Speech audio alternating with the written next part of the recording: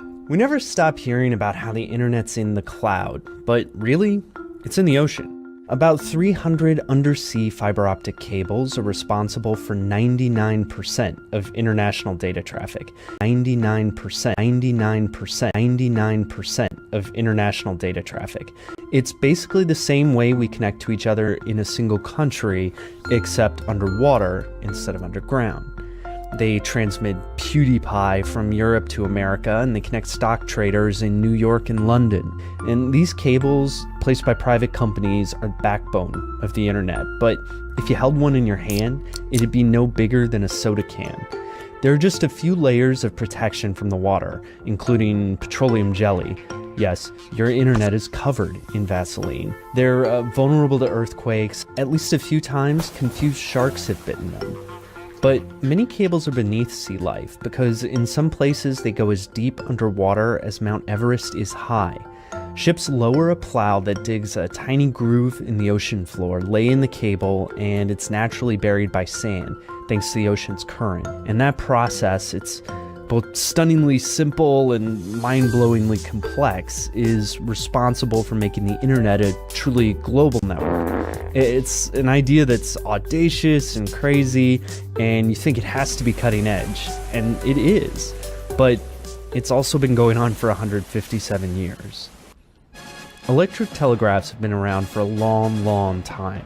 Experiments in the early 1800s connected two ends of a garden using a clock that revealed letters. Then they moved on to two neighborhoods to help signal trains, and then multiple cities thanks to a network of railroad lines. Underwater submarine cables were an obvious next step, so they played around. Instead of petroleum jelly, the first ones were coated with exotic tree sap to protect them from the water. And though the undersea cables came in spurts, one of the first ones was knocked out of commission by a fishing boat.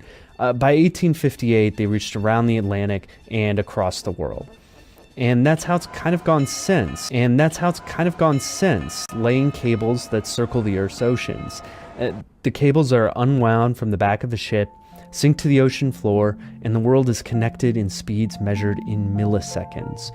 There are ideas to bring the internet above sea level.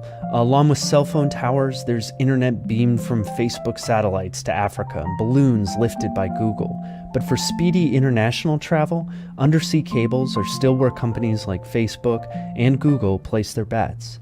That's because the best way to create the cloud is still by going under the sea. Telephone and data is transferred over submarine cables. Not satellite. Not satellite. Not satellite. Not satellite. Not satellite. Not satellite. And that's how it's kind of gone since. Not satellite. Now let's read about the Communications Satellite Act of 1962. It was a very controversial act and was left very open-ended. The act was signed August 31st, 1962 by Kennedy. Let's read what the disagreement with the passing of the act was. Democratic Senator Russell B. Long of Louisiana said of the act, "When this bill first started out, I thought it was as crooked as a dog's hind leg. I am now convinced that would be a compliment. This bill is as crooked as a barrel of snakes."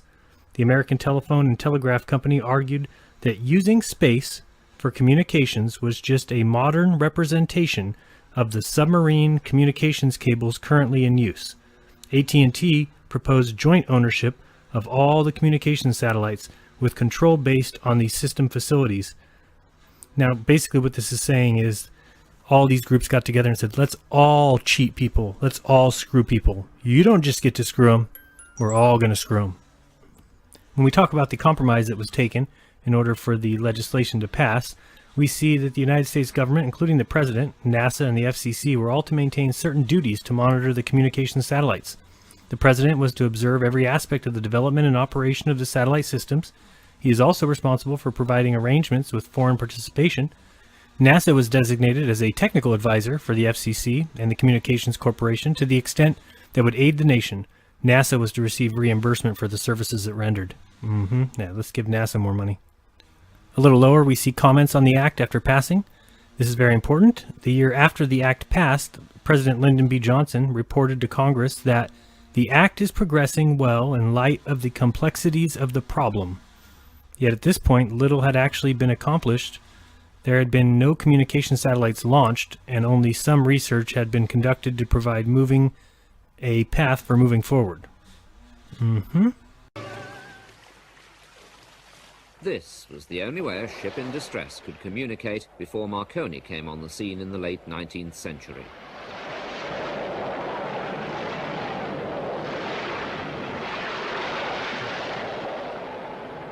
Deep silence reigned on the airwaves. The only way to summon urgent assistance was by cable, but the cable was on the seabed, physically connected to the telegraph exchanges. Messages were transmitted by Morse code.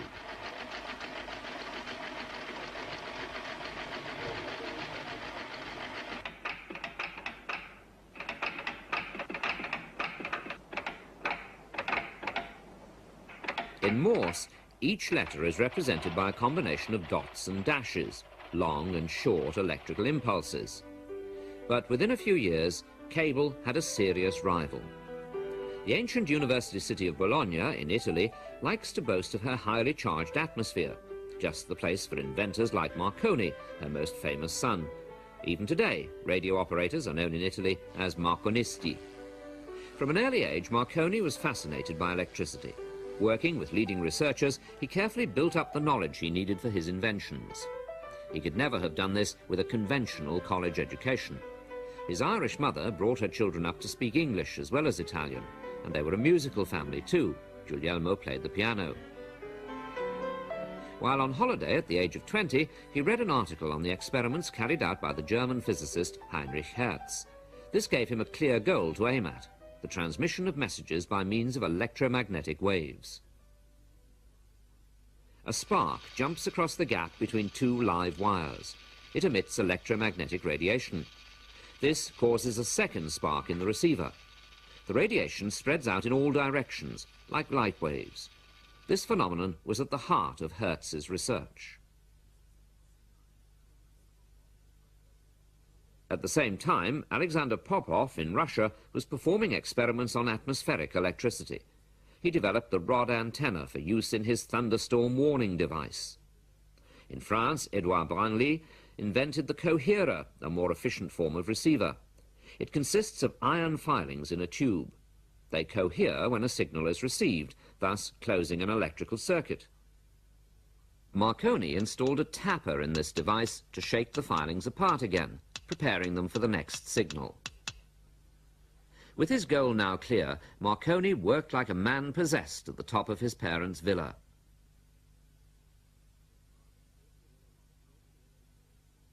His father thought it all a lot of nonsense, a waste of time, but his mother believed in him and even brought his meals to the laboratory. After 2 years, he managed to get an electric bell to ring from a distance of 9 meters, and using a metal sheet antenna, succeeded in transmitting Morse code signals. The proud result? His signals went through forests, walls, fog, night, and over mountains and across seas. The electric current causes the electrons in the antenna to vibrate. They generate the radio wave. But in Marconi's early days, no one knew about electrons. Italy showed little interest in the invention, so Marconi went to Britain. With its enormous navy, Britain might be able to make good use of wireless transmission, he thought. The post office engineers, though skeptical, gave him support. Using antennas suspended from flying kites, Marconi soon achieved a range of 15 kilometers over water and sent the first wireless telegrams.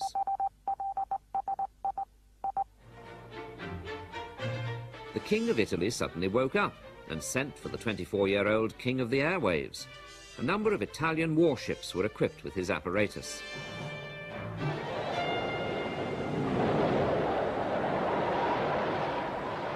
The frequency spectrum was still very broad, but it was adequate for summoning assistance, for example. Word spread that ships with Marconi equipment were safer.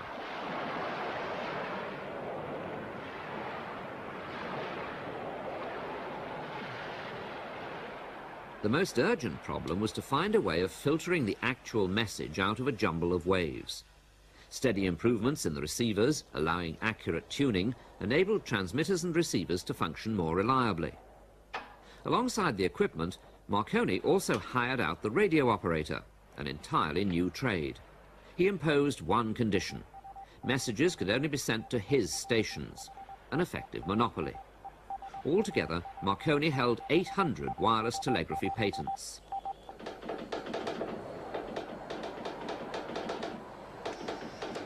Radio was first used in crime detection when wife murderer Dr. Crippen was arrested on a steamer on his way to America. The wireless signal had got there first. When the Titanic sank, 700 passengers owed their lives to the SOS message broadcast by the ship's radio operator. After this disaster, emergency frequencies were agreed worldwide. Cartoonists showed Marconi bartering for souls with King Neptune. 11 years earlier, Marconi had secretly prepared his attempt to bridge the Atlantic. At Poldhu, on the coast of southwest England, he built the biggest transmitting station yet seen. It took a year to complete, but he told no one what he planned. The antennas were damaged by winter storms, but at 12:30 one December day in 1901, he reported the weak reception of signals from 3,200 kilometers across the Atlantic. Alle 12:30, ecco giungere al mio orecchio debolmente i segnali che venivano lanciati nello spazio dalla stazione di Poldhu sull'altra sponda dell'oceano. His diary listed only the frequencies and, hardly legible, the times of reception. The sober record of a sensational feat by which he proved those scientists wrong who maintained that the radio waves would go off into space in a straight line.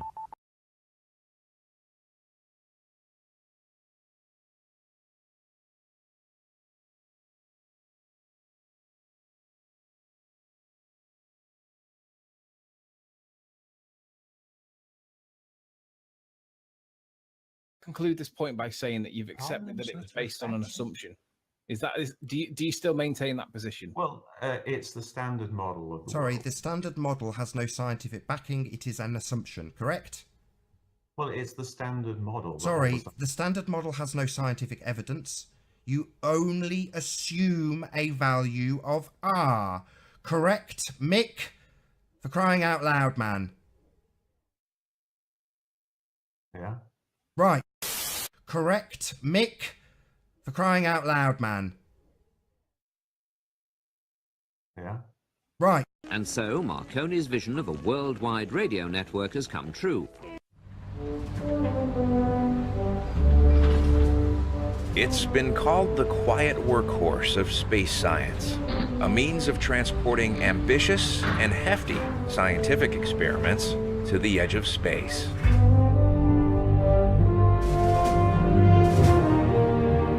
We're going to start inflation at this time. Everybody got earplugs that wants them? While the technology may seem old-fashioned, it remains the quickest and most cost-efficient avenue to near space. When you compare to satellite missions that take 5 to 7 years to develop and millions of dollars, scientific ballooning can be done on a fraction of that budget and in a fraction of that time. From the study of the atmosphere to the origins of the universe, it's been the vehicle for some of the most significant scientific discoveries of our time. And the future holds even more promise for one of the greatest scientific stories never told.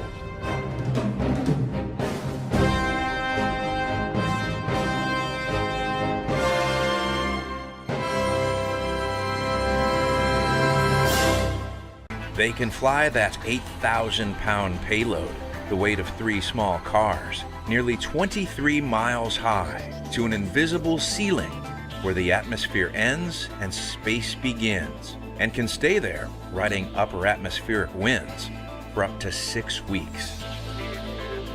Due to the natural difference in density between the helium gas used to fill the balloons and the air, as these zero-pressure balloons ascend in the atmosphere, they expand to volumes of up to 40 million cubic feet, nearly the size of a stadium like the Louisiana Superdome.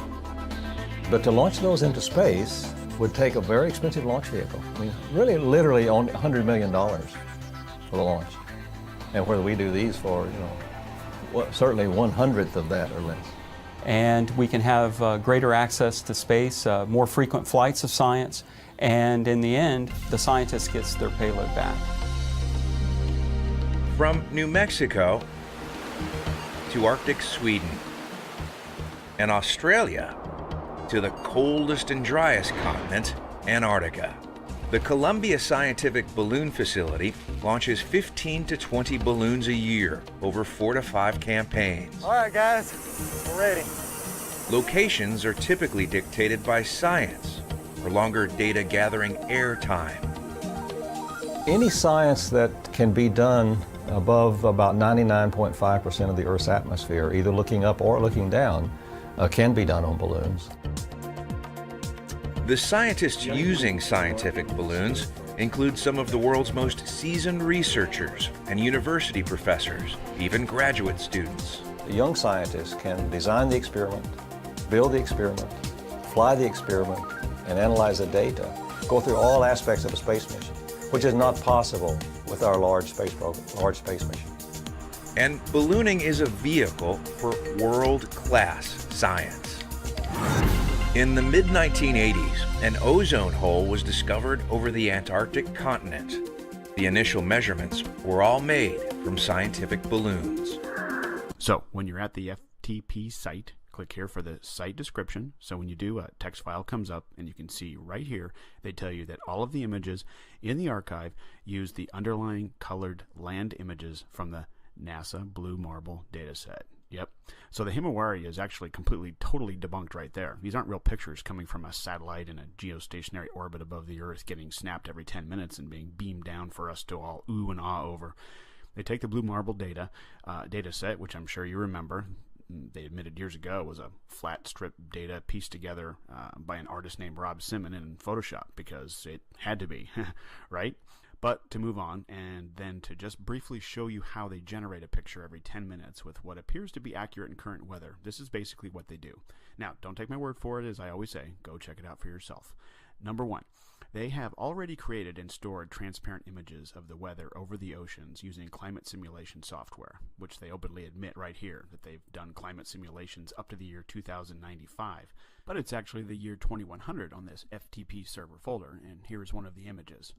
And following some of the other images that you can find where the land masses are transparent, and they use all this simulation software to come up with the weather over the oceans. You know, since our weather data comes from our ground-based Doppler radar, and it's impossible to use ground-based systems to cover the entire vast oceans, so that's where the weather over the oceans comes from, their software simulations.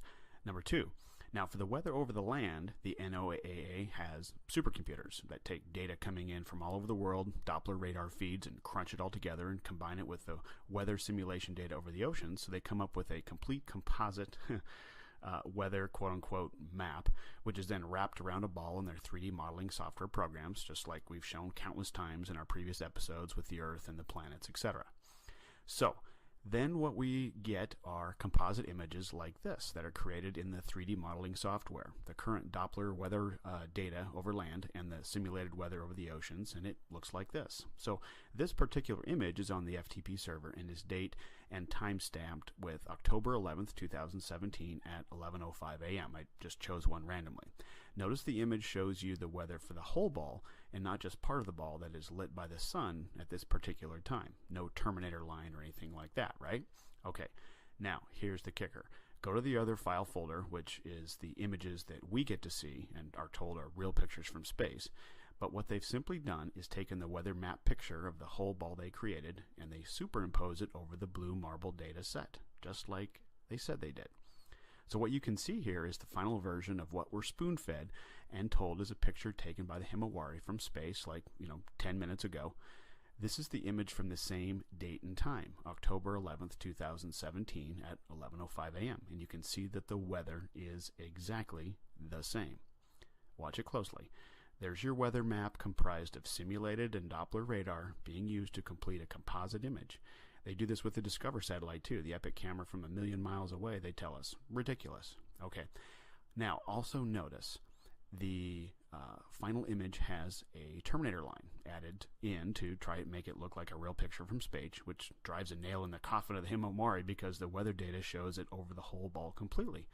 But they have to add a Terminator line to show the Earth only partially lit by the sun based on the time of day that the photo is allegedly taken. So if this is a real picture, how did they know where to put the clouds and weather on the part of the globe with no sunlight? It's completely dark there. It's all right here, guys. They are faking space. Hey, we all fell for it for a long time with their Doppler radar and weather simulation software, building a current weather picture and wrapping it around a ball in 3D software and pasting it onto a black background like they do with all the others, adding a Terminator line and calling it a real picture from space. Himawari debunked. Another high-profile balloon-borne experiment called Boomerang in 1998 showed the geometry of the universe is basically flat.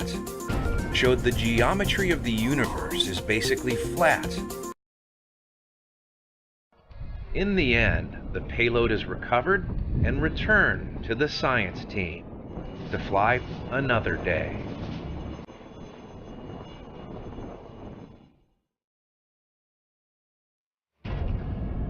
Scientific ballooning, the best kept secret in space science. We're not blasting into the air with, beating the air to death with propellers or screaming through the air with rocket engines or jet engines. Nothing could be more elegant or simple. It's a continuity. I don't think lighter than air travel will ever be obsolete just because it is so perfectly elegant in its application. I don't think lighter than air travel will ever be obsolete. I don't think lighter than air travel will ever be obsolete. This is the list of all balloon launches from the Esrange Space Center in Sweden. You see this, people? What does that say? Mir. That's the Mir space module. February 24th, 1997. Here goes another one. Mir. March 17th, 1997. Mir. Okay? I want you to see these things. Here we go. Two more. Mir. February 18th, February 19th, 1999. Mir. It's the Mir space module, people, on a balloon. The ISS does not exist complete the way they show it on television. Here goes another one. Mir, on a balloon. What they are showing you of the space station is a computer-generated image. They are not showing you the complete module put together, flying at 17,000 miles an hour. Here you go. Look at this. Support Mir. They sent up a support balloon to resupply the Mir on a balloon. On a balloon, people. Look at this. Orion payload. Look at here. Inmarsat. You want to know where your satellite phone communications come from? A balloon, people. A balloon. I'll supply this document to whoever wants it. Here we go. Inmarsat test. Balloon. If you were to take time to search every single one of these flights to match it up with a particular rocket launch that they claim this thing was on, I guarantee you, you will be able to compare it with this Swedish Esrange Space Center balloon flight list. Balloon flight list. Balloons, people. That's your program. It's always been your program. Look at this. Mir short duration. Mir VLD. You got two VLD, and look at here. More Mir. This is in 2002, people. 2002. For those in Europe, you ever heard of Enviasat? Look at Enviasat. Enviasat. These things are supposed to be testing the atmosphere for particulates and, for pollution control. Balloons, people. You can't come to any other conclusion. You don't have any other information to prove you were at the launch pad and you saw them put this thing inside the nose cone of a rocket. You didn't see it. You can work for NASA, you can work for the Germans, you can work for the Russians. You did not see what you thought you saw going into a nose cone of a capsule and with an unedited video stream and put on a launch pad and launched into the sky on a rocket. You didn't see that. Look at NASA. Why is NASA using the Swedish to launch a balloon for them? Think about that. They're everywhere, people. They're carrying out the deception, the fraud, the hoax, the scam, the bullshit. It's all here. It's all here, people. I keep saying it's not what you know, it's what you can prove. Cloaked in secrecy, 2 American spy planes, the U-2 and the SR-71 Blackbird, made their mark on history during the Cold War.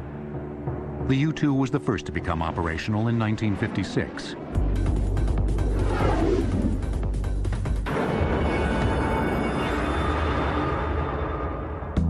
Built originally for the CIA by the Lockheed Advanced Development Projects Group, better known as the Skunk Works, the U-2 could fly higher than any aircraft in existence at the time and provided crucial intelligence on Soviet military activities. When there was worry that the Soviet Union might be gathering a bomber fleet or might be gathering its forces for an attack on Western Europe or whatever else it might be up to, there was no way, literally, to penetrate this Iron Curtain.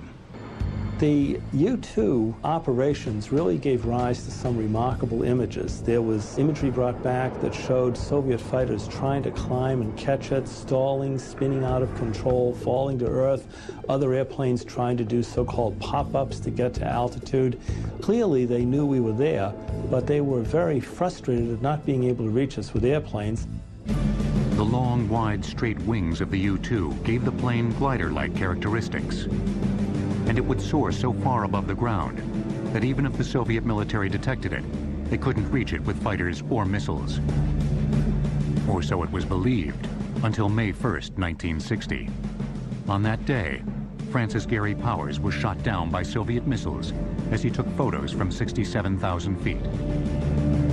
After Powers successfully ejected, the Soviets put him on trial for espionage. The incident severely strained U.S.-Soviet relations. Powers was released 2 years later. Today, high-altitude reconnaissance is done mainly by satellites.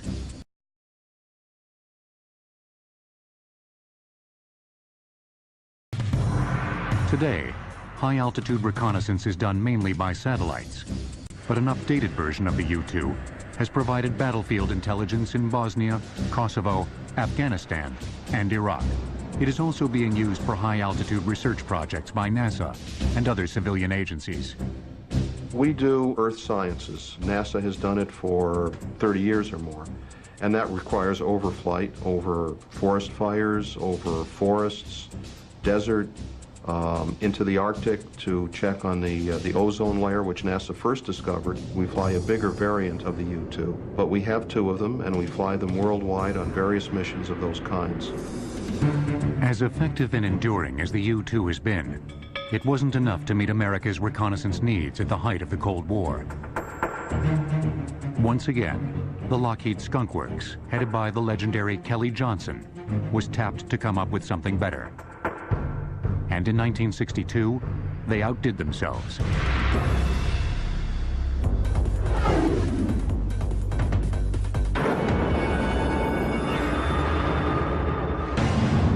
The SR-71 Blackbird, a high-speed, high-altitude spy plane, is revered by many as one of the greatest jet planes ever built. The ethereal Blackbird could fly higher and faster than any jet aircraft in production. And that still holds today. I knew that this airplane was going to be the fastest in the world. What I didn't know was it would remain the fastest for 40 years. That's astonishing. But I remember back in the 60s, Kelly used to say, and he'd say it kind of aggressively, like, I challenge anyone to adversely comment on this. He says, nobody's going to produce an airplane with greater performance than this one by the year 2000. And back then I used to think, well, I hope I hang around long enough for the year 2000 to see if that turns out to be accurate, because before this came along, every 2 or 3 years somebody somewhere would produce one faster. And basically, by the time you saw the thing on radar going at Mach 3, it was gone. But now the Blackbird really is gone. The military mothballed the SR-71 fleet in 1990, claiming satellites could do the job better. Claiming satellites could do the job better. The goal of Project Loon is to bring internet to the almost 2 out of 3 people on the world who don't have internet access today. And we're doing that using high-altitude balloons. 3, 2, 1. The very first tests we did showed that it could work. So we began to think, wow, we're going to need to have a manufacturing system that can manufacture many of these balloons. We're going to need to have a mission control system that can keep track of the balloons. We're going to need to have an operations team that can launch these balloons and then recover them when they're ready to come down. So each piece of the process got to be bigger. It had to scale up. It was pretty challenging, getting the balloons to be more durable and more long-lasting. For a while, many of them leaked for some reason or another, and they would come down over the course of a few hours or a few days. It was like a detective job to figure out what was introducing tiny leaks. Now our balloons last over 100 days. At first, it would take us 3 or 4 days to tape together a balloon. Today, through our own manufacturing facility, the automated systems can get a balloon produced in just a few hours. We're getting close to the point where we can roll out thousands of balloons.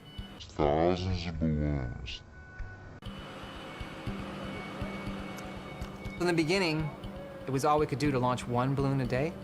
Now with our automated crane system, we can launch dozens of balloons a day for every crane we have.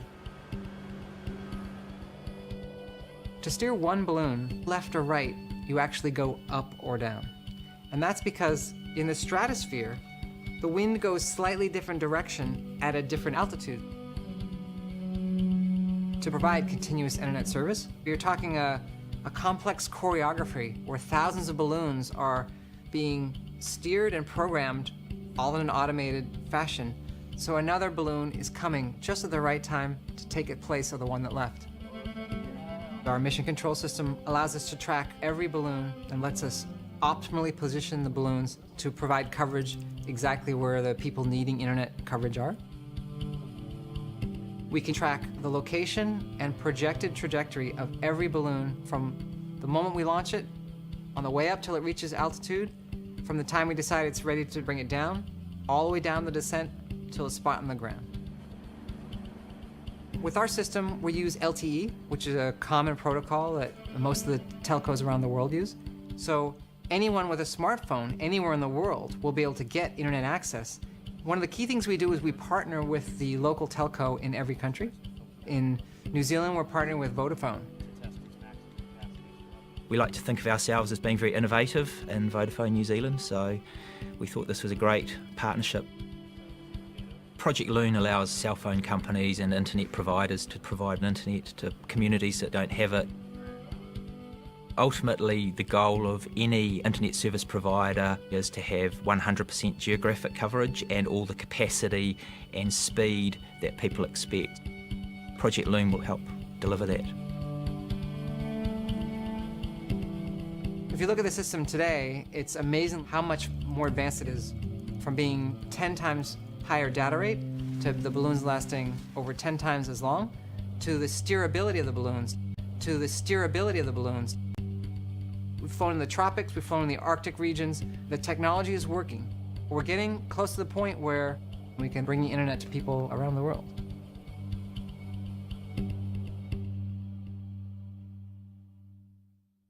And people will swear this is satellite internet. Sure it is. Now, I'm going to do a little bit more reading, and this all comes from Globalcom's satphone.com. You'd think that satellite phones would make sense and would be easy to use, but let's read a couple of their terms and conditions. First one talking about data transmission use and dropped calls, and due to the technical nature of data setups and the inherent sophistication of data transmission through a variety of operating systems, Globalcom makes no representation as to the success of data calls through our system, along with the potential incorrect use. The Iridium system is a low Earth orbiting satellite constellation, has inherent flaws and anomalies that can create dropped calls of either voice or data nature. Globalcom can provide data setup technical support beyond the normal provided setup instructions at an additional charge.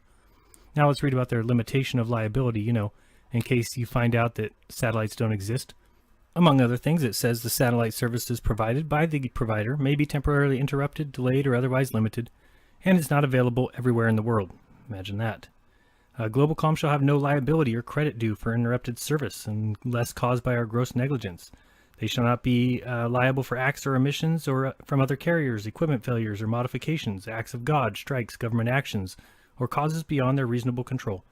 Globalcom makes no warranties with respect to the service of any kind whatsoever, expressed or implied, except as specifically provided in this agreement. So then I was thinking, at least they get great internet service, right? So I looked that up, and it says, will I have access to the internet? Yes, of course you'll have access to the internet. And it says, what is the rate of the data speed? Very slow, 2500 baud, slower than dial-up. Go satellite phones. This is where I think every one of these guys needs to go. All these liars and scammers. You'll see here in the Dish Network agreement that you are required to return all such leased equipment in good operating condition within 30 days of disconnection of your service. You are not required, however, to return the dish antenna, which shall become your property upon complete service cancellation. I wonder why they don't want their satellite dish back. Let's say you've got a 747, a perfectly good, if slightly aging, wide-body jet. This 747 is 40 years old. NASA has owned it for 20 of those years. And if you can make out at the back there behind the wing, sometime in that period they decided it would be a really good idea to cut a 16 by 23 foot hole into the plane. It's not just any old hole in the fuselage, it's for this. This is SOFIA, which stands for Stratospheric Observatory for Infrared Astronomy. It's a massive flying telescope operated by NASA and the German space agency DLR. You might think that this is insanity or crazy idea, and there was a time, especially as we were developing it, because we ran into so many problems. The door had to work just right, and it took years to get that door to be right. But once we got it working, we were getting results that can't be done any other way at this point. We were getting results that can't be done any other way at this point. We were getting results that can't be done any other way at this point. Can't be done any other way at this point. SOFIA has a lot in common with the Hubble Space Telescope. They're similar sizes. But where Hubble concentrates on visible and ultraviolet light, which scientists use to make incredible full-colour images, SOFIA looks primarily at infrared light, which means it can be used to study things like the clouds of gas that will give birth to new stars. To get the best observations, the plane flies into the stratosphere and then opens its massive door so that the telescope can peer into space. We climbed on board to have a look around with Eric Becklin, SOFIA's chief scientist. So we're inside a 747, and you don't really, when you get on as a passenger, you don't appreciate the full height of the plane, and you're making full use of the full cylinder here. It is huge. There are only 30 telescopes that are larger than SOFIA, but we're flying in an aircraft. It's versatile too. New equipment can be fitted to make different kinds of observations. Different kinds of observations. The telescope is a marvel of engineering, with gyroscopes and precision bearings, keeping it locked on its target even through turbulence. The thing I like about SOFIA is that it brings together astronomy, which I love and I do, and it brings together airplanes. Everybody is excited about airplanes, but doing them together is really very special.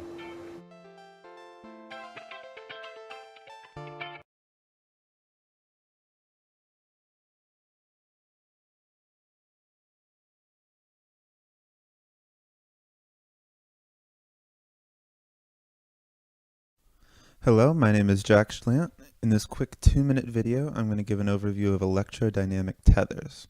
I'm going to start with what is an electrodynamic tether, talk about the basics and the general mechanics of these devices, and then I'm going to briefly touch on some of the many applications of electrodynamic tethers.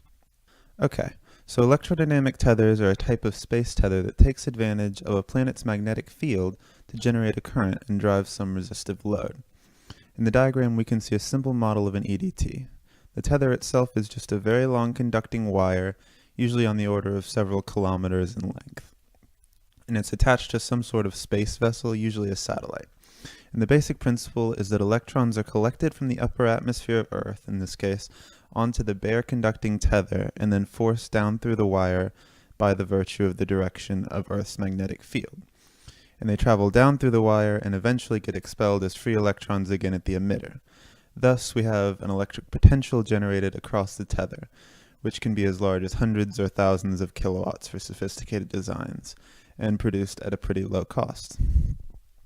Electrodynamic tethers can be used for many different applications. Broadly, EDTs can operate as electrical generators, converting kinetic energy to electrical energy, or motors, converting electrical energy to kinetic energy. Because of this, one main application of EDTs is in something called tether propulsion systems, which have the ability to change the orbit of a spacecraft. Tether propulsion systems are seen as a cheaper alternative to conventional rocket thrusters, active once the payload being transported into space has reached low Earth orbit. EDTs of this kind can break or accelerate the satellite they're attached to by applying a direct current to the tether. This and many other applications of EDTs were designed using knowledge of the Lorentz force, which governs the total EMF exerted on a charged particle moving through an electric field and magnetic field, and is in the direction of the cross product of the E field and the B field.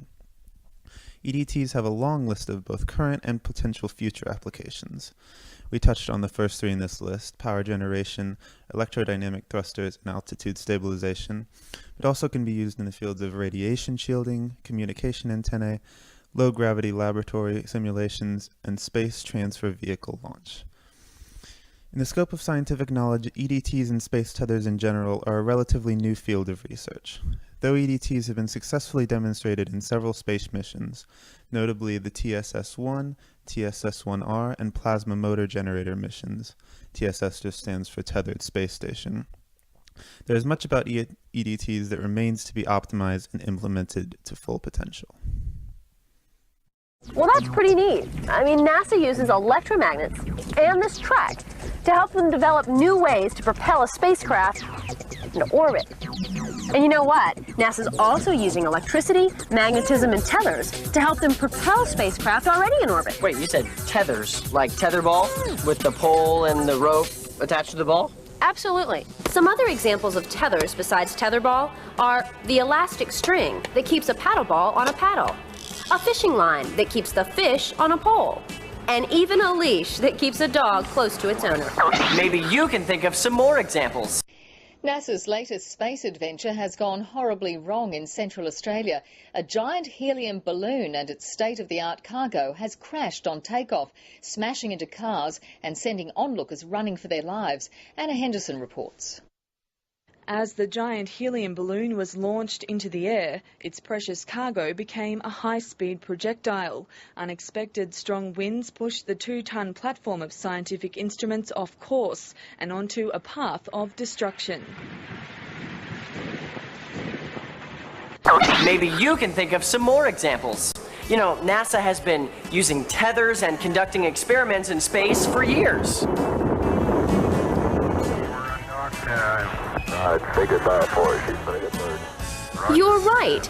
In fact, in the 1960s, the Gemini astronauts used tethers to connect their spacecraft to another unoccupied rocket. The 1960s! Far out, man.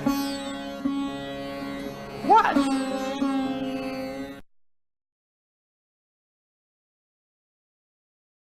Over the years, NASA has learned that connecting two spacecraft together opens up a whole new world of possibilities, like propelling a spacecraft. One person who knows all about tethers in space is physicist Les Johnson, and he works at NASA Marshall Space Flight Center.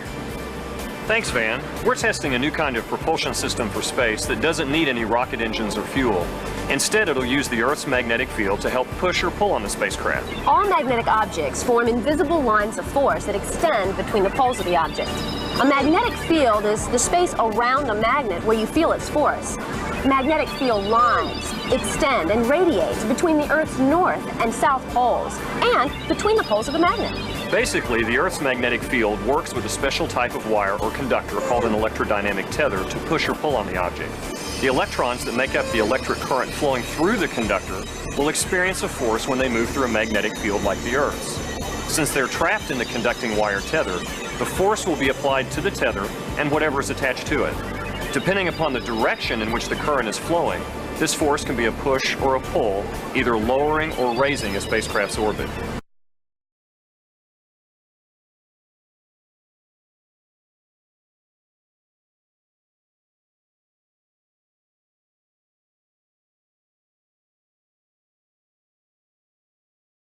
So the direction of the current determines whether it's pushing or pulling. And the more current, the more force. Right. In fact, NASA Marshall is working on a project called ProSEDS, which uses the Earth's magnetic field to push or pull on the attached tether. When the tether moves, so does the spacecraft. Les, ProSEDS is an acronym, right? What does it stand for? ProSEDS stands for Propulsive Small Expendable Deployer System. Space exploration is limited largely by the cost of launching payloads. Finding a cheaper way to explore space is always very important to us. Typically, a rocket will place its payload into low Earth orbit, and from there, propellant-fueled thrusters have to boost it to a higher altitude. ProSEDS is one experiment that focuses on the technology to cut the expense of placing a payload into its final orbit. Sounds like ProSEDS can be a nice alternative to using rocket engines and lots of fuel. Absolutely. Scientific ballooning, the best-kept secret in space science. Absolutely. Electrodynamic tethers could one day be used as a cheap, lightweight, and reliable way to remove space junk from orbit, keep the International Space Station in orbit, and even power missions at other planets. Wow, this can get us to other planets? Tethers offer us unlimited possibilities, Van. That's why I'm all charged up about this project.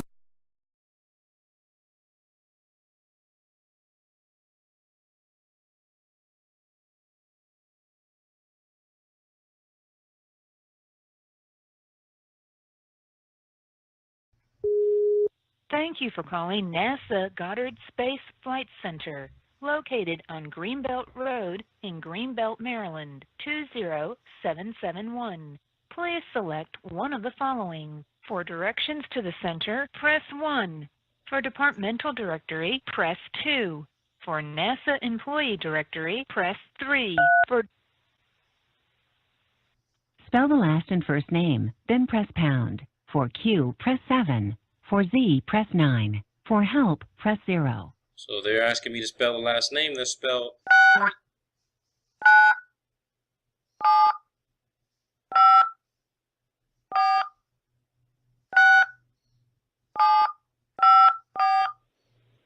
For Mike. at extension 61437, press pound. To cancel, press star. This is Mike. Mike, Miss Linsky? Yes. Mr. Miss Linsky, sorry about that. This is Robert Bassano. How are you? I'm a graduate student. I wanted to know if there was just a couple of questions you could help me out with some answers. I'm on you guys' website right now, and it's regarding Hubble. Okay. Okay. Who are you with? I'm a graduate student at university. Okay. What? I'm working on a MATLAB image processing toolbox application that processes a variety of images to determine the relation with other images that might have been manipulated or amended, or maybe it was to determine the original source. So for a project that I'm involved in, I'm actually using some of the images from Hubble and SOFIA to conduct comparative analysis. That's it. So I have some questions regarding HST that would help me out with kind of understanding a little bit more about some of the photos that are and images that are available on you guys' website that I'm looking at right now. Okay. Well, I would have to refer you to our Science Institute for talking about the science images. Well, no, I don't need to talk about the science images per se. Okay, I'm wanting to know if there are any available video images or any other assets in GeoSync that actually conduct sort of an inspection, a video or photographic inspection of HST as it goes around in GeoSync. Because I'm looking at all the videos you guys have online on NASA's website, and all the videos that I've seen, they're all CGI and computer generated, illustrations and other type of computer generated images that are not original source, coming straight from Hubble or any other asset vehicle that may be within range of Hubble to take photographs of it. Okay, but again, I have to refer you to our Science Institute. Well, you're the deputy missions operations manager, right? Yes, I am, but I'm not at liberty to talk to you about specific Hubble items. Well, I'm not asking for specific Hubble items. I mean, well, let me ask this general question: are you able to view Hubble in real time? To view Hubble in real time? No, Yeah. Are Hubble's you able to obtain and view a real-time image of Hubble as it is right now, wherever it is? No, we can't do that. Or is there any other vehicle that can view Hubble in operation? Not that I'm aware of. Can I ask you how long you've been working on the team with the HST team? I've been with HST over 25 years. Now, have there been any real-time video, high-definition video images of Hubble at 330 miles or so? Not that I'm aware of. There are none? Not that I'm aware of. Wow. Yeah, so S&T wouldn't be able to tell me anything. I mean, you're the DMO, you're the DMOM, and you're saying in 25 years you've never seen Hubble actually in real time. Well, we certainly had servicing missions. Well, yeah, you've had servicing missions, but you're not able to see what's going on with Hubble from the ground in real time. We do not have optical tracking of Hubble from the ground. That's true. Okay, so you don't have optical tracking of Hubble from the ground? No, we don't. Wow. So if let's just say if I use my Celestron, there's no way for me to actually get a real-time visual of Hubble as it say was passing over Virginia. You might be able to, track the sunlight that lens off of it. Well, wait. I'll be able to track what? Sunlight reflecting off of it. But operationally, we did not look at the vehicle, from the ground. We use radio signals that transmit engineering data from the vehicle to us, but we do not look at it physically.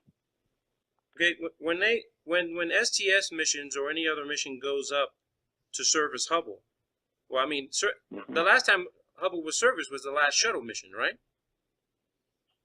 Well, not the last shuttle mission, but we were last serviced in 2008. Now, so the last servicing mission was in 2008, and from the research I did, I think they put up the WFPC-3 camera, right? That was the last camera installed. Right. Okay. So when they service, what altitude is Hubble at when STS goes up to service it? I mean, does it drop down to an altitude where STS, can get within range of it? Or does STS go up to that altitude? The space shuttle goes up to that altitude. I'm just trying to wrap my head around this because ISS is somewhere around 230, 240.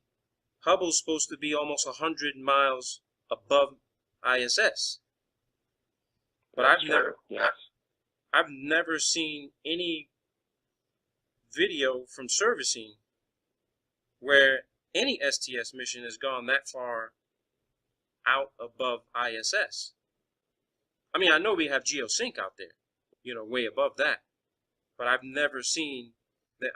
That's what I'm trying to look for. I'm trying to find video in NASA's archive where they actually show the mission with them approaching and doing the orbits to, gain altitude to get to Hubble. Or is there there's no other video available of that? They would actually show it from outside of the space shuttle. Are you talking about something watching the space shuttle? Yeah, just showing STS actually getting ready to approach Hubble to capture it so it can be serviced. No, I know no video showing that.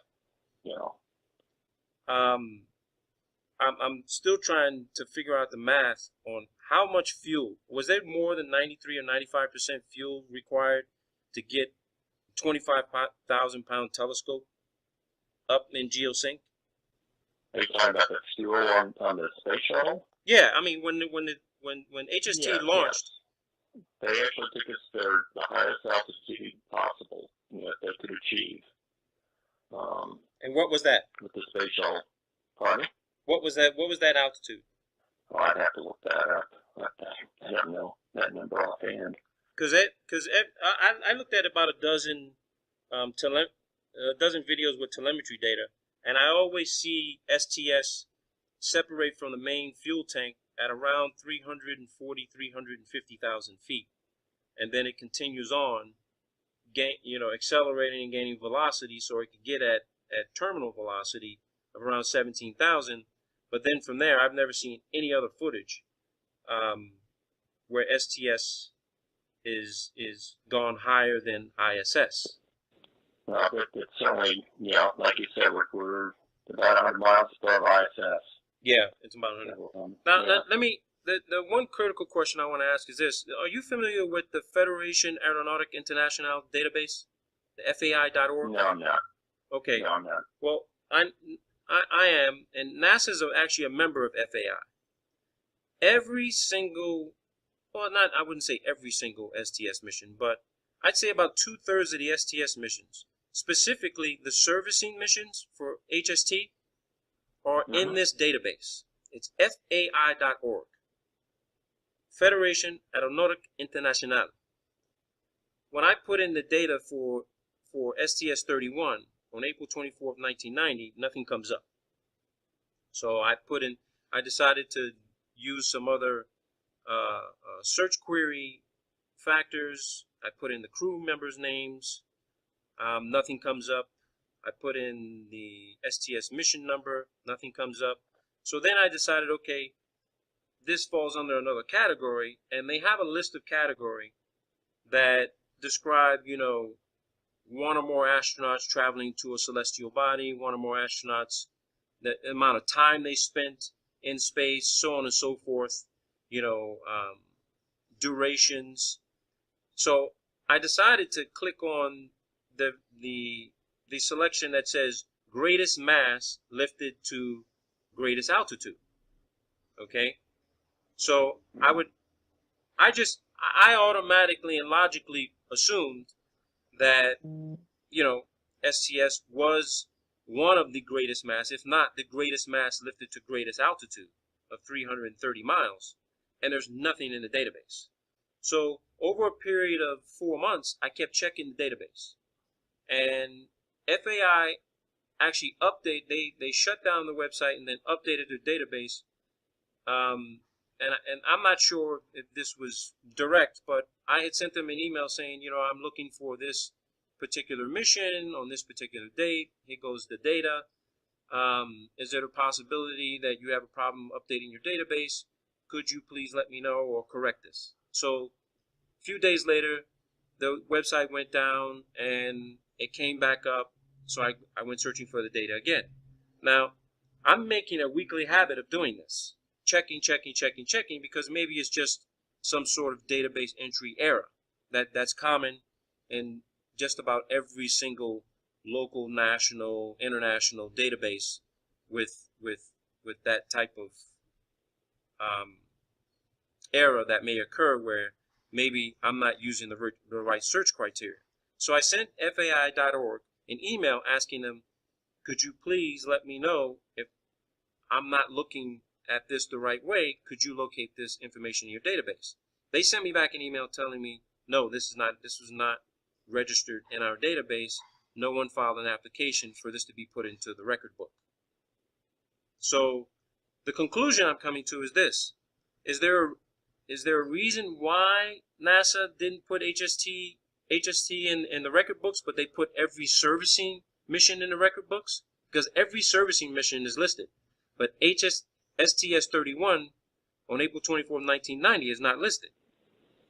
I can't speak to that, but obviously that's not a NASA database. No, I do. I understand that, but again, I know it's not a database that NASA maintains in the database at all.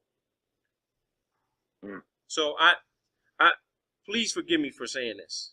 Just please forgive me, and I don't want it to sound like some sort of crackpot idea or weird conspiracy, because that's not where I'm going with this. I have to say that I'm questioning that Hubble is even where they say it is. Because why wouldn't a $1.5 billion telescope, which is being used by every university around the world and every scientist who's involved in any kind of astrophysics, astrodynamics, just space exploration period, if we're getting these images from Hubble and Sophia, which is a 747 special purpose, with the same exact technical specifications when it comes to the telescope, Sophia's taking the same exact pictures of Hubble. And that's where the disparity in image analysis comes in, because I have a half a dozen photos I took off from NASA's website for Hubble and Sophia, and when I ran them through MATLAB's image processing toolbox for comparative analysis, those images came from the same source. And it wasn't at 330 miles above the surface of the Earth. So that's interesting. That's where I'm trying to understand. You know, I'm mostly into IT, sir. That's what I do. I'm into information technology, security engineering, and database management. And I know NASA has a massive database. You guys got over a dozen supercomputers all around the country, all around the world, that need to be managed just about by any and everybody.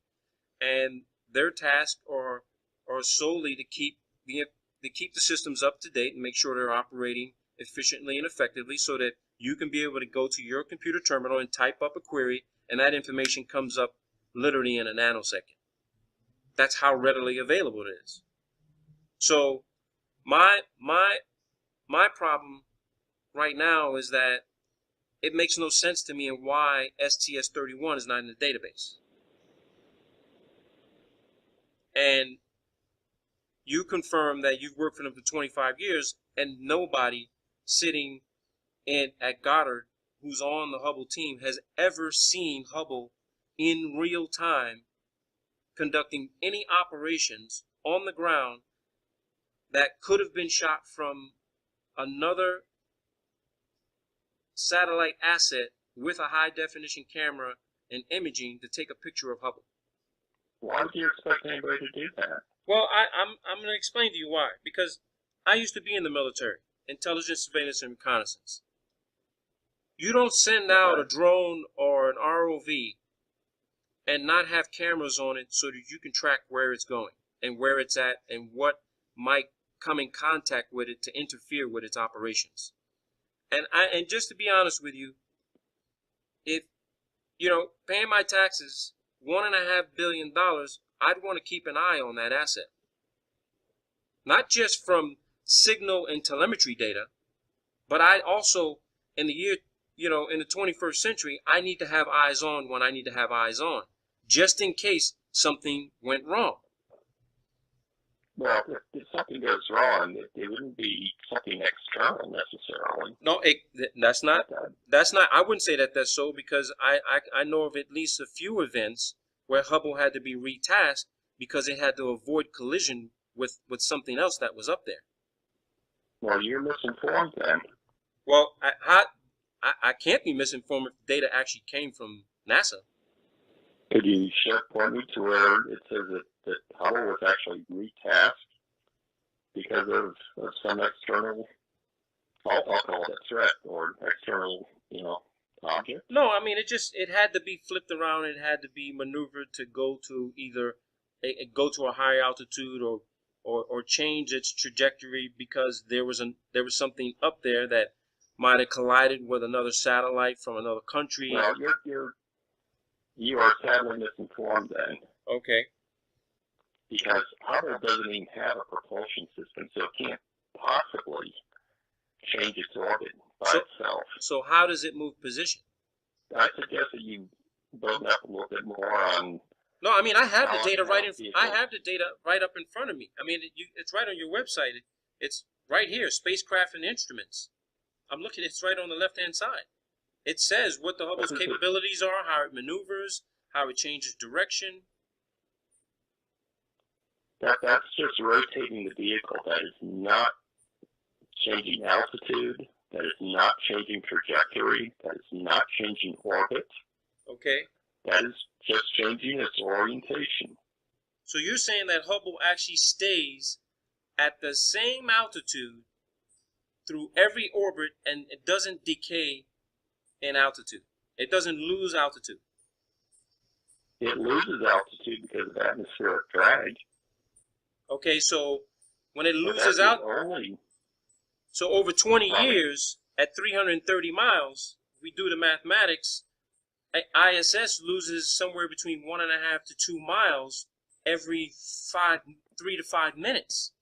So what is keeping, over 20 years, Hubble should actually almost be within 10 miles of ISS. Well, sir, I've done the math. I don't know about you, sir, but I've done the math.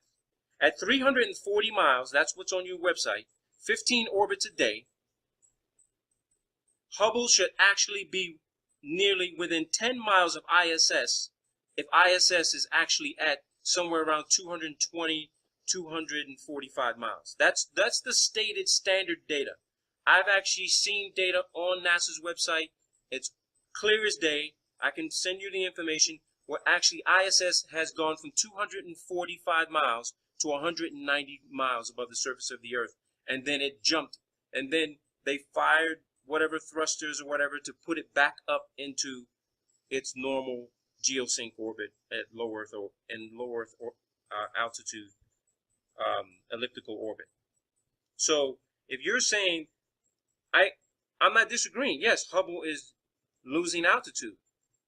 But if that's the case and there's nothing to propel it back up to its original operating altitude of 340 miles, over a 20-year period, Hubble should be, this year, within 10 to 20 miles of the ISS. Well, visual line of sight, no optical assessment or adjustment. Mechanics? I'm sorry? Are you familiar with orbital mechanics? Yes, sir, I am. Are you familiar with atmospheric drag? Yes, sir, I am. I know that Hubble, I know the ISS. Cycle? I'm sorry, sir? Are you familiar with the solar cycle? Yes, sir, I am. And its effect on the atmosphere? Yes, sir, I am. I've been doing nothing but studying that for 3 years. Okay, so obviously you know during solar minimums, the atmosphere contracts and there's very, very little drag at Hubble's altitude. So your 2 miles per year is a very gross oversimplification. No, I didn't say 2 miles per year. ISS is 100 yards long, 50 yards wide, give or take. Okay, it's 3 to 5 times the size of Hubble. Okay, so you have a larger mass, traveling at somewhat maybe a comparable speed. It's at lower altitude, so yes, you're going to have more drag. Hubble's at 100 supposed to be 100 miles above that, so yes, you're going to have less atmosphere, but a little bit more. You're still going to have the atmospheric drag because neither vehicle is in free space, a vacuum. Right. Neither vehicle. And also, the Hubble orbit was raised during the servicing on 2 of the servicing missions. Yeah. You're right. You're right. I agree with you on that because I looked at the servicing missions, and it seems as though Hubble, each servicing mission, Hubble dropped down based on its 15 orbits a day. If it's behaving the same way the ISS is, losing about a mile and a half to 2 miles every 5 minutes in an elliptical fashion, if Hubble's doing the same thing, that means that the STS servicing missions were able to get within a specific distance of it at a specific time to capture it, and then once they service it, they basically jettison it back up to where should have been, which is around 330, 340 miles. But then after 2008, the last servicing mission, we're looking at 8 years. So again, you factor in from 2008 to now, within this year, Hubble's going to be within 10 to 20 miles of ISS. That's the mathematics that you and I've learned. Give or take. I don't have a supercomputer, so I can't do the exact numbers, but the rough calculations tell me that Hubble could be within visual eyesight view without a telescope, without binoculars. You'd be able to have literally line of sight. Well, I do not know what the ISS current altitude is. Right now, the ISS is at, according to this data, it says the ISS is at 251.77 miles, 76. It's dropping right now. And its velocity is 17,166 miles. Longitude 153.883, actually 154. Latitude is 39.517. That's where ISS is right now. Of course, they don't have any, there's no similar database online to do the same thing for Hubble. And that's understandable. But but there is. Is there a website for same as ISS? Well, I don't know what you're using for ISS. Well, I'm using ISS Tracker. Well, there's plenty of satellite tracking apps that have a large database. I have about 20 of them in my repertoire that I can check. Well, there's certainly similar ones for Hubble. I mean, you can get Hubble's real-time position. Yeah, and again, I don't want to waste a lot of your time, Mike. It concerned me.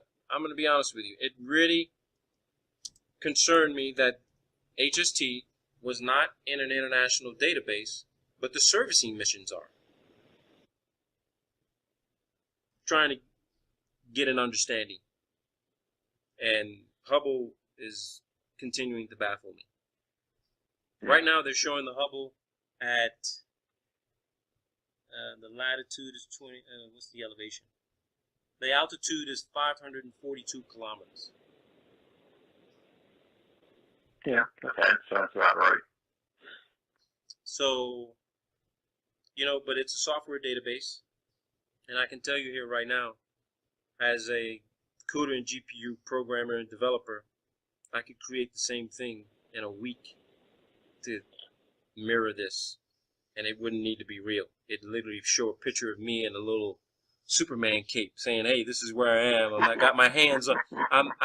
I've got a little tether on the Hubble, and I'm following it. And look at me, And people would. But here's the thing: if I showed you that and put it together in a week, you'd be like, "Oh, that's not real," But I want you to understand, as an up-and-coming research scientist, the average person, they look at this and they're like, "Oh, well, there goes the Hubble at 542 kilometers." Mm-hmm.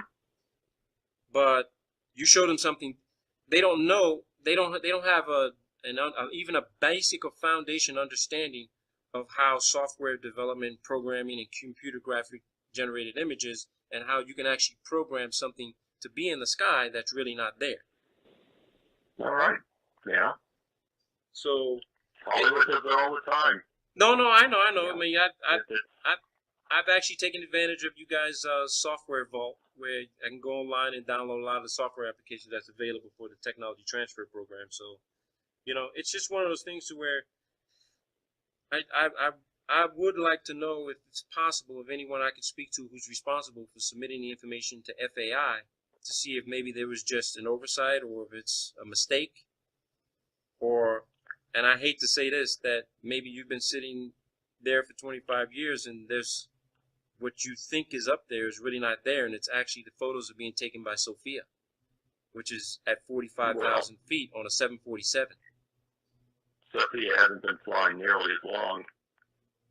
Well, the program, the Stratospheric Observatory program, has been in existence longer than Hubble. but they haven't had anything flying for that long. I forget when Sophia's first. No. Yeah, Sophia is not that old. It's been in existence, I think, since what, 2002 or something, or 2000. What was it? 2004. I think 2002 or 2004. But there were airborne telescope observatories being flown longer than Hubble. You got your own website shows the actual history of the Stratospheric Observatory program, and it actually began with balloons, because there's a satellite identical to Hubble, about 2/3 the size, that was launched from Antarctica on a balloon. There's a photo of that on the U.S. Antarctic website. They launch it from McMurdo. Well, fine, but the Hubble was taking data at wavelengths that neither Sophia nor the balloons can. No. Sophia can take. So. Sophia can take photos in wavelength. Sophia can do the same thing as Hubble. Yeah. Sophia can do the. Matter of fact, the telescope on Sophia is identical to Hubble. Everything that Hubble can do, Sophia can do. No, I mean, of course, the plane's got to land, but when it's in the air, it can literally conduct the same technical imagery capture and analysis data that Hubble can do. And of course, Hubble's 24/7. Sophia's not. But when it's in the air, when Sophia's been in the air, it literally has captured the same photos as Hubble, and that's how I was able to do the comparison. As a matter of fact, some of the pictures that Sophia captured were actually at a higher resolution and more clear than Hubble, which also, surprised me a little bit. How could something inside the stratosphere take a photo and do imagery through 3 or 4 different more layers of atmosphere when Hubble is literally supposed to be out in the exosphere where there's very little to no atmosphere, and it's capturing more light than Sophia is. I really hope I'm wrong. I really do. I hope I'm wrong about Hubble, because I wouldn't want to be sitting next to you one day and you'd be really, really, really angry to find out that Hubble may not be there. Well, it'd be quite a. I know it would be shocking, but it would be shocking, but it just. I've already contacted FAI and I spoke to them, and they said it's not in their database, and they checked. It took them about a week to get back to me, and they looked through the entire database. They said they even looked to see if maybe it would have been erased or deleted by mistake, because they were able to check their log records, and there was never even anything submitted. There was nothing. I mean, why put the servicing missions in the record? I mean, you can go to FAI.org when we hang up. Just check the servicing missions for yourself. You'll see them there. But when you check for Hubble, STS-31, you enter in Charlie Bolden's name, all the crew members, nothing. Nothing. And FAI has been in existence longer than NASA. I think, I'm not going to say I'd be applying for any kind of Nobel Science Prize, but I think I might have a more viable theory of how it may all be working. Interesting. I'll be watching for it. Because dark fluid. I gotta go. Yes, sir. I really appreciate it, Mike. I really appreciate it very much. I didn't think I'd be able to talk to anyone at all because I tried to call the project manager. When you click on pound to go to his number, and I click to the deputy project manager, Mr. Haskins, and the deputy project manager, Pat Krause, when I go to click on for their extensions, it just hangs up. Are they even working there anymore? Yeah, they're still here. So what website are you looking at to get the numbers? No, I didn't get the numbers. It just, I was given a number by the Goddard Center, and they told me to dial 2000, and it asked you to put in the prompts, press 3 for the directory, So I don't have your direct number. It says your extension. It says press this button to speak to this person. So Okay. when you press the button, it doesn't go to them at all. Interesting. Yeah, I can explain that. Yeah. Okie dokie. So Okay. I really appreciate it, sir. I really do appreciate it. You No have problem. a good Memorial Day weekend, and stay safe. You too. Take care, sir. Bye. Bye-bye. Well, there you have it, people. You heard the conversation. You heard it. You heard it clear as day. This guy could not answer why the Hubble is not in the FAI.org database. They all said the same thing. NASA's Office of Inspector General, their special agent investigator says that's not a NASA website. We don't manage it. We don't operate it. We're not responsible for it. But they put all their other fucking missions in this database, but they didn't put Hubble. They put the servicing missions in the database, but they didn't put Hubble. This guy can't explain it at all. Never seen it. 25 years. 25 years.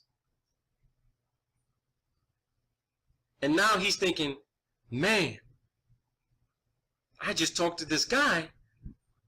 That Hubble is not where it is. He says it has no jets, propulsion, no nothing. It loses altitude, people.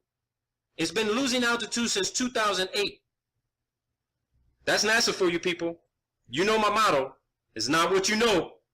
It's what you can prove. And that, people, was the phone call of the year. All you have to do is lie on your back on a moonless night and look around carefully. Yeah, occasionally you'll see something that looks kind of like a star, but it's moving. It's moving a little fast too, and that's actually a satellite. Yeah. People claim to see satellites with the naked eye, even though they are only the size of a small bus or smaller and supposedly orbit hundreds or thousands of miles up. In reality, we all struggle to see a commercial plane relatively close to us at, 5 to 7 miles high due to the laws of perspective. We simply cannot see something that small from that far away. Now let's have a look at some low Earth orbiting objects such as the International Space Station, or ISS for short. NASA says that the ISS orbits at only 250 miles high, but that is only 1/32 of the Earth's diameter higher than the Earth itself. And imagine an ant on a basketball. Raise that ant half an inch off the ground. And now look at that ball with the ant from the opposite side of that ant and see if you can see the ant, which you can't. Then the sun can't shine its light onto the ISS during the nighttime. The Earth itself would block out that portion of the sun's light from reaching the ISS. So how can we see a reflection of sunlight off of the ISS at night? Can't be done any other way at this point. And that's how it's kind of gone since.